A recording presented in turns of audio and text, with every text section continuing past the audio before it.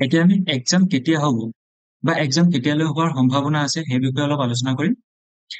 আমি যদি 2023 চাইকেলটোত চাওঁ, তাত এপ্লিকেশ্যনৰ লাষ্ট ডেট আছিলে 15 আগষ্ট 2023 আৰু এক্সাম হৈছিলে আমাৰ 1 অক্টোবৰ তাৰিখে। অৰ্থাৎ অলমোষ্ট 45 ডেইজৰ গেপ আছিলে এপ্লিকেশ্যন এণ্ড ডেট আৰু এক্সাম ডেটৰ মাজত। সেই হিচাপত যদি আমি 2025 চাইকেলটোত চাব যাওঁ, আমাৰ এপ্লিকেশ্যন এণ্ড হৈছিলে 31 জুলাই আৰু ফিজ পেমেণ্টৰ লাষ্ট ডেট আছিলে 5 আগষ্ট।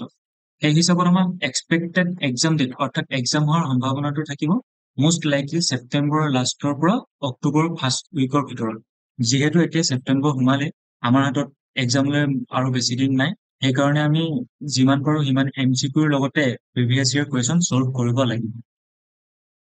ইয়াত মই আপোনালোকৰ বাবে 2023 JEE অৰ্থাৎ জুনিয়ৰ এডমিনিষ্ট্ৰেটিভ এছিষ্টেণ্টৰ কুৱেশ্যন পেপাৰখন লৈ আনিছো। আপোনালোকৰ ইয়াত টোটেল মাৰ্কছ থাকিব 100 মাৰ্কছ প্লাছ 20 মাৰ্কছ। 20 মাৰ্কছটো আপোনালোকে গম পাইছে আছামিজ লেংগুৱেজৰ ওপৰত থাকিব আৰু টাইম থাকিব 2 ঘণ্টা। আৰু ইয়াত আপোনালোকে চাব পাৰে there is no' negative marking in this exam, অৰ্থাৎ 2023 পেপাৰখনত আমাৰ কোনো ধৰণৰ নেগেটিভ মাৰ্কিঙৰ ব্যৱস্থা নাছিলে। আৰু আপোনালোক হয়তো বহুতে এইটো কথা জানে যে গুৱাহাটী হাইকোৰ্টখন কেৱল অসমৰ বাবে হাইকোৰ্ট নহয়, অসমৰ লগতে ই নাগালেণ্ড, মিজোৰাম আৰু অৰুণাচল প্ৰদেশ অৰ্থাৎ গোটেই 4খন ৰাজ্যৰ হাইকোৰ্ট হিচাপে এক্ট কৰে। এইটো আপোনালোকৰ ইম্পৰ্টেণ্ট কুৱেশ্যন হয়। এনেকুৱা কুৱেশ্যনৰো কম্পিটিটিভ এক্সামবোৰত সোধে। আহক এতিয়া আমি এটা এটাকৈ কুৱেশ্যন পেপাৰখন ডিছকাছ কৰোঁ।